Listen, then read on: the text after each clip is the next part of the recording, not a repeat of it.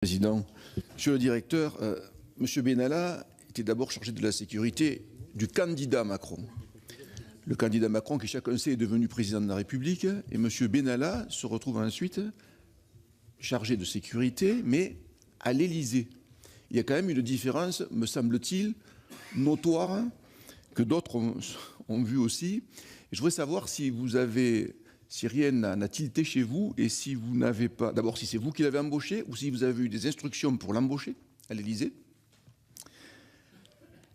Et ensuite, compte tenu de son jeune âge, donc d'une expérience, c'est vrai que la valeur n'attend pas le nombre des années, mais que son expérience était sans doute limitée à la matière et que vous souhaitiez sans doute mieux la connaître, avez-vous fait une enquête sur lui ? Merci, cher collègue. Madame Harribey. Alors, très vite, parce que deux des trois questions que je voulais poser ont été posées et ont eu des réponses. Je voudrais prolonger la question qui a été posée sur le badge à l'Assemblée nationale. En quoi la préparation des déplacements publics, l'organisation des déplacements privés et la gestion du programme d'accueil pour le défilé du 14 juillet justifient avoir une voiture de police équipée et qui n'est pas répertorié au ministère de l'Intérieur. Et on a eu la confirmation ce matin et l'habilitation secret défense. Merci. Merci, cher collègue. Monsieur Grosdidier. D'abord, je voudrais revenir effectivement sur l'article 73 invoqué par M. Benalla. Et vous-même nous avez dit que les manifestants qui l'auraient interpellé s'étaient rendus coupables d'actes violents ou agressifs à l'égard des forces de l'ordre. Le préfet, c'est les représentants des syndicats de police et nos interlocuteurs de la police nationale semblaient dire le contraire, savoir qu'il ne s'agissait pas de manifestants violents. Est-ce que vous avez eu cette discussion? Parce que, ou bien M.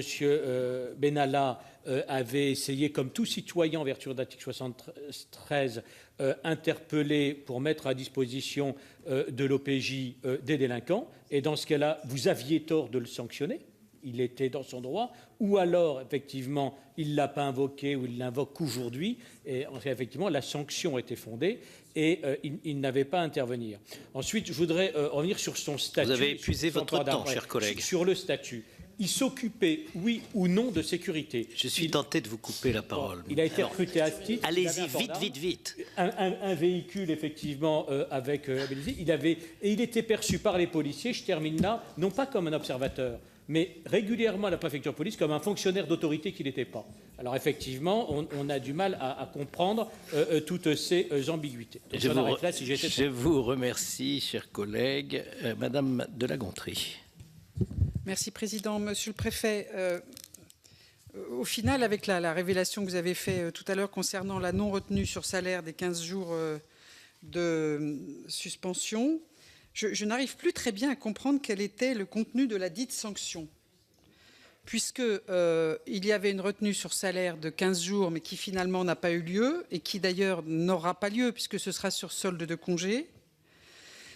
Il y a eu, vous avez parlé de rétrogradation, mais en fait, il participait toujours à l'organisation de grandes manifestations, comme on l'a vu, notamment 14 juillet, Épouveille, Coupe du Monde. Et puis, il y a eu un point que nous n'avons pas évoqué, qui est l'attribution, sans qu'il l'ait occupé, même s'il l'avait déclaré à l'administration fiscale, d'un appartement de fonction quai Branly, qui n'a pas la superficie qui lui a été prêtée, semble-t-il, mais qui existait quand même, et postérieur aux incidents dont on parle. Donc, du coup, je reviens en boucle au début de ma question. Quelle était la nature réelle de la dite sanction? Merci, cher collègue. Madame Coste. La question vient d'être posée par Madame de La Gontrie. Je voulais poser une question sur l'attribution de cet appartement, semble-t-il postérieur à la mise à pied. Et je voulais savoir, je voulais demander à Monsieur le Directeur qu'il infirme ou qu'il confirme cette attribution d'appartement. Et si elle est postérieure à la mise à pied? Elle est postérieure à la mise à pied, c'est-à-dire intervenant après le 19. Monsieur Alain Richard. Monsieur le Président, je continue à être à la recherche de faits qui puissent enrichir l'enquête que nous devons conclure. Et donc, je voudrais, pour compléter les réponses déjà très complètes du directeur de cabinet, poser la question de savoir si, à sa connaissance, hors de l'Élysée, des actes critiquables éventuellement susceptibles de sanctions administratives, par exemple, ont pu être reprochées à M. Benalla, soit avant le 1er mai, soit entre le 2 mai et le 18 juillet. Deuxièmement, depuis hier, on évoque de façon beaucoup trop imprécise des situations d'immixtion de Benalla dans l'activité opérationnelle des services de police. Donc, je pense qu'il est souhaitable que nous posions la question à chacun de nos interlocuteurs s'il peut citer un fait qui établisse ceci. Et donc, je pose la question au préfet Stroza. Et enfin, troisièmement, puisque là aussi des allusions sont venues, est-ce que d'autres personnes relevant du personnel de l'Élysée que M. Benalla l'assistent ou complètent son activité dans les missions qui lui ont été confiées, ou est-il seul dans cette mission? Merci, cher collègue. Madame Jourda. Merci, Monsieur le Président. Monsieur le Directeur, Monsieur Vincent Crase, autre protagoniste, est-il employé au sein de l'Élysée et notamment au sein du commandement militaire? Monsieur Vincent Crase, l'autre protagoniste. Voilà. Est-il employé au sein de l'Élysée, notamment au sein du commandement militaire? Madame de Romédy. Merci, Monsieur le Président. Monsieur le Directeur, je voudrais savoir s'il est exact que M. Benalla ait été habilité secret défense nationale. Et si oui, que peut justifier de telles prérogatives? Et enfin, si c'est le cas, est-ce que c'est normal qu'un chargé de mission puisse obtenir ce secret défense nationale? Merci, cher collègue. Enfin, Monsieur Temal, qui n'est pas membre de la commission des lois, mais par exception, il va pouvoir poser sa question, ainsi que Madame Condré. Merci, Monsieur le Président, Monsieur le Directeur de cabinet. Moi, j'ai beaucoup de questions ont été posées, mais d'abord vous remercier parce qu'enfin vous arrivez à nous préciser quelles étaient les missions et le rôle de Monsieur Benalla. Même s'il y a encore, et on l'a vu dans les différentes questions, beaucoup de zones d'ombre, mais en tout cas, on commence à voir quelles étaient ses fonctions et si oui ou non il avait un rôle éminemment important, notamment sur la question de la sécurité lors des déplacements privés du président de la République. Mais ma question porte sur un des points que vous avez évoqué en introduction, à savoir que vous étiez là avec l'autorisation du président de la République, qui vous avait demandé d'être attentif quant à la séparation des pouvoirs. Et de surcroît, j'y ajoute l'intervention du président hier soir, qui a indiqué qu'il était donc le responsable. Et donc ma question, c'est est-ce que ces deux interventions, hier soir devant les députés de La République En Marche, une visite, je crois, surprise, et les propos qu'il vous a tenus, est-ce que cela a joué, oui ou non, sur les propos que vous avez pu tenir aujourd'hui, et donc votre explication des différents faits?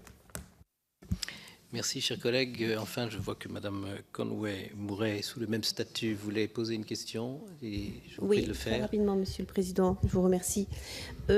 Monsieur le Directeur, j'imagine que vous suivez, comme le Président de la République, de très près le projet de réforme du dispositif de sécurité du Palais pour la création d'une direction de la sécurité, la future DSPR, qui ne devait répondre qu'aux ordres du chef de l'État. Alors, j'aimerais savoir sur quel besoin quelle est la décision qui a motivé une telle réforme, qui mène la réforme et qui la dirige? Très bien, je vous remercie. Monsieur le Directeur, maintenant c'est à vous de jouer pour la réponse à toutes ces questions. Bien, elles sont très nombreuses et comme toujours, très, très précises. Donc, je vais essayer, moi aussi, d'être le plus précis possible. Monsieur le sénateur Marc, oui, j'ai recruté Monsieur Benalla, c'est moi qui ai signé son contrat de travail. Est-il trop jeune pour être dans un cabinet ministériel? La richesse des cabinets ministériels, c'est de mélanger les cultures. C'est d'avoir des fonctionnaires aguerris, d'avoir des personnes qui ont travaillé avec le candidat élu. Je crois que c'est à travers ce brassage qu'on peut effectivement permettre à une personnalité d'exercer pleinement sa fonction. Et donc, c'est à ce titre qu'il a été recruté parce qu'il avait des compétences avérées en matière d'organisation, de logisticien, d'ensemblier. Ça a été fait sur la base d'un dossier qui a fait l'objet d'une enquête. Et rien dans cette enquête révélait qu'il ne pourrait pas travailler à l'Élysée. Sur la voiture, M. Benalla n'avait pas de voiture de fonction avec chauffeur. Il avait accès à des voitures de service pour l'exercice de ses missions.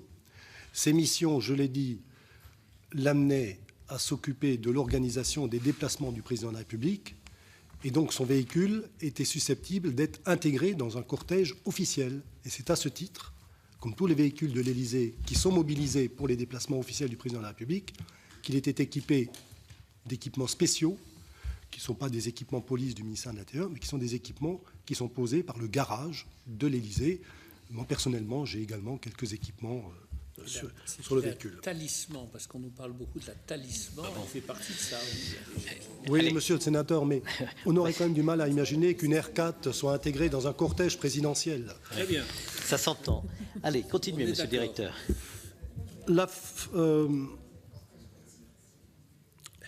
Monsieur le sénateur Grosdidier, l'affrontement qui a eu lieu sur la place de la Contrescarpe, article 73, on porte assistance aux policiers qui interviennent, c'est au juge de le dire. Ça relève de l'instruction judiciaire. Ce n'était pas à moi de me prononcer là-dessus. En tout cas, il n'y avait pas usurpation d'identité dans la mesure où, lorsqu'on est observateur, même si on n'a pas à se trouver dans cette action, on a toujours des équipements de protection pour soi et pour être reconnu. La sanction, il y a retenue sur salaire, puisqu'il a droit à des congés que nous devons lui payer. Ils ne seront pas payés et ce sera l'équivalent de 15 jours de travail. Pardon, monsieur le directeur, mais pouvez-vous nous expliquer pourquoi la retenue n'a pas été faite au mois de mai ? Ou à défaut de juin ou de juillet. Oui, ou à défaut de juin ou de juillet. C'est une mesure de gestion dans la mesure où le décret de 86 précise que la suspension, c'est avec le maintien du traitement. Et donc, si on veut vraiment qu'il y ait une sanction financière, en termes de gestion, on a ce recours. Et il sera mis en œuvre. Le logement a été attribué avant les incidents du 1er mai. Il n'a jamais été occupé et il était attribué en fonction de la disponibilité à tout moment qui était demandé à M. Benalla. Monsieur le ministre, y a-t-il dans le comportement de M. Benalla des actions répréhensibles avant qu'il soit recruté à l'Élysée? Ah, avant le 1er mai, pardon. Ah oui, d'accord. Non, pas à ma connaissance. On ne m'a jamais signalé d'incident, de comportement, de faute professionnelle. Je l'ai dit, c'était un collaborateur qui était apprécié. On met en avant le fait qu'il s'ingérait dans le fonctionnement des services de sécurité. Je suis obligé de démentir. Le colonel Lavergne, qui commande le GSPR, le général Biofarina, qui commande le commandement militaire, je peux vous assurer qu'ils ne se laissent pas marcher sur les pieds. Ce sont des chefs qui exercent leurs responsabilités et qui ne tolèrent pas qu'on s'occupe de l'opérationnel. Même moi, je leur demande effectivement de s'assurer que la mission sera remplie, mais ensuite je n'aime pas m'occuper de savoir combien de policiers seront déployés, où est-ce qu'il faut les positionner. C'est leur responsabilité et je crois que c'est comme ça que fonctionnent nos institutions. Non, M. Benalla n'est pas le seul à avoir cette capacité à participer à l'organisation des déplacements présidentiels. Ils sont au nombre de 4, le chef de cabinet, le chef adjoint de cabinet et les 2 adjoints au chef de cabinet dont j'ai dit plutôt. Non, ensuite on mobilise des ressources qui sont dans les directions. Quand on a besoin d'une assistance, par exemple pour une séquence communication, on fait appel à une attachée de presse. Mais là, ils sont dans la fonction d'ensemblier qui consiste à rassembler des ressources qui existent dans différents services du palais. Madame la co-rapporteure, Monsieur Kras, j'ai découvert l'existence de Monsieur Kras le 2 mai. Le 2 mai, il était réserviste à certains moments auprès du commandement militaire. réserviste auprès de la garde républicaine, mis à disposition du commandement militaire de l'Élysée pour gérer en fait la réserve des réservistes et les problèmes de stationnement autour du palais. Par exemple, lorsqu'il y a des manifestations, car l'Élysée fait également l'objet de manifestations publiques, eh bien, parfois nous demandons aux riverains d'enlever les véhicules pour qu'ils ne soient pas abîmés, et c'est lui qui avait ce contact avec l'environnement de l'Élysée. Le secret défense nationale. Il y a une trentaine de collaborateurs du cabinet qui sont habilités secret défense nationale pour deux raisons. Soit parce qu'ils ont à connaître des documents qui sont classifiés. Lorsqu'on prépare un dossier pour le président de la République, pour un déplacement, pour une rencontre, il y a toujours des fiches qui sont classifiées. Et donc, toute personne qui porte ce dossier, qui le remet au président, ou qui le prépare, ou qui le consulte lorsque le dossier revient, doit être accréditée.